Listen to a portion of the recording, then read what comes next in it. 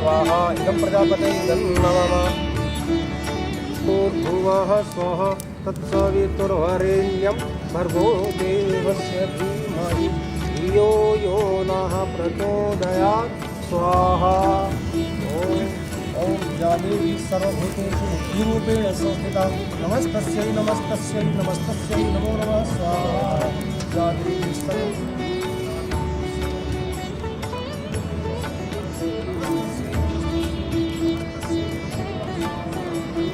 आदिरूपेण संस्थिता नमस्तस्यै नमस्तस्यै नमो नमः स्वाहा। ओम भर्गो देवस्य धीमहि धियो यो नः प्रचोदयात् स्वाहा। ओम सर्वं वै पूर्णं स्वाहा। मानसिक बल दीजिए वेद की बोले ऋचाए सत्य धारण करे हर्ष में हो मग्न सारे शोक सागर से करे अश्वनीश हरे भक्त जनों के संकट दास जनों के संकट छलने दूर कर। ओम जय जगदीश हरे स्वामी कष्ट हरो देवा श्रद्धा भक्ति बढ़ाओ कृष्ण विद विभु शरण विद विभु शरण तुमको मैं सुमति।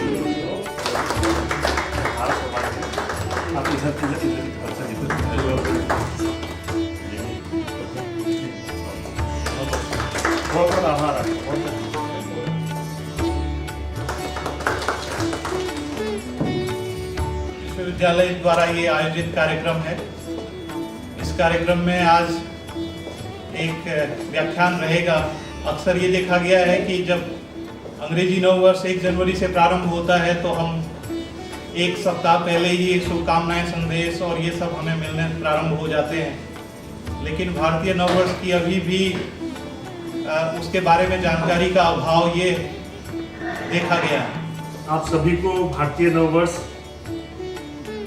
विक्रम संवत 2078 तथा चैत्र नवरात्रि की हार्दिक शुभकामनाएं और बधाई। इस अवसर पर मैं समारोह में मुख्य वक्ता श्री देव प्रसाद भारद्वाज जी का आभार व्यक्त करता हूं, जिन्होंने विश्वविद्यालय के विवेकानंद मंच द्वारा आयोजित इस कार्यक्रम में भाग लेने के लिए अपना समय निकाला। जैसा कि आप सब जानते हैं कि भारत में पंचांग और काल निर्धारण का आधार विक्रम संवत होता है।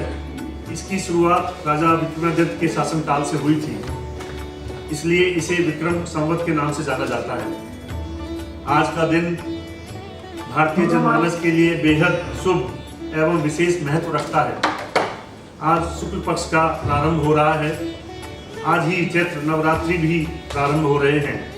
देश भर में आज विशेष रूप से महाराष्ट्र में गुड़ी पड़वा का त्योहार भी मनाया जा रहा है, जबकि दक्षिण भारत में यह दिन उगादि के रूप में मनाया जाता है। ऐसी मान्यता है कि इस दिन ब्रह्मा जी ने सृष्टि का निर्माण किया था और धरती पर मानव जीवन की शुरुआत हुई, और इसी दिन भगवान राम ने बाली का वध भी किया था। चैत्र शुक्ल प्रतिपदा के दिन अयोध्या में श्री राम का विजय उत्सव मनाने के लिए अयोध्या वासियों ने घर घर के द्वार पर धर्म ध्वज फहराया था। इसके प्रतीक स्वरूप भी इस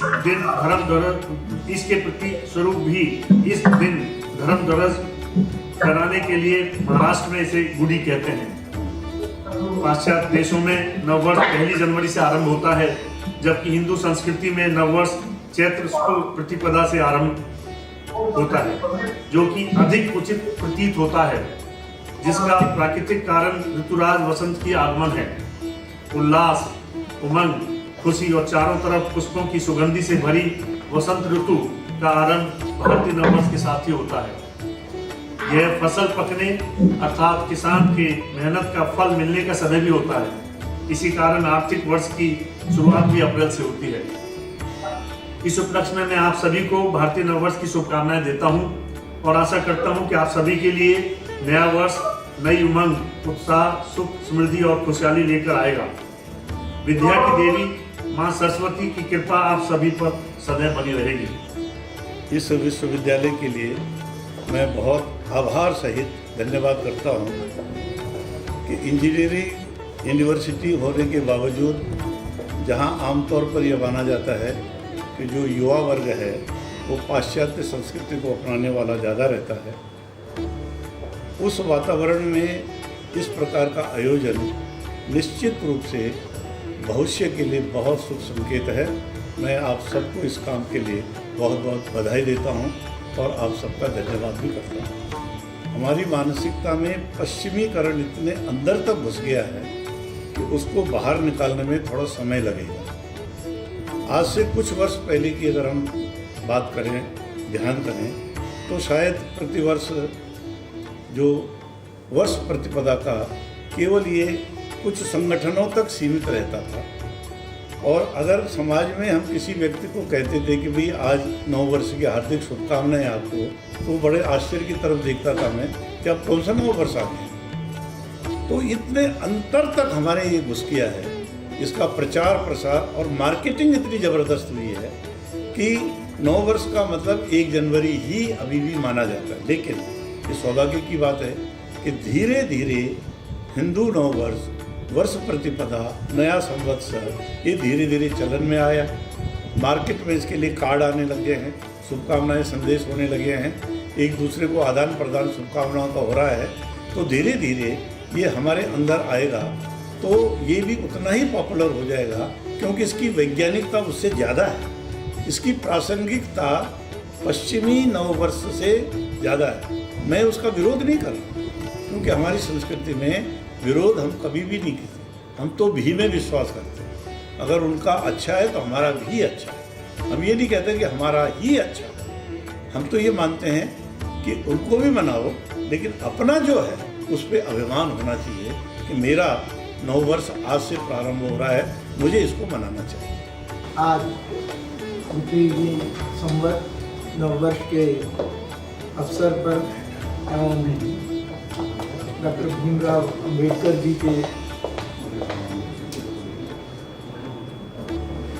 जन्मदिन के अवसर पर आज जो ये कार्यक्रम में हमारे मुख्य अतिथि श्री देव प्रकाश भारद्वाज जी, शाद भारद्वाज जी यहाँ आए, उन्होंने अपना कीमती समय दिया और हमारा मार्गदर्शन किया।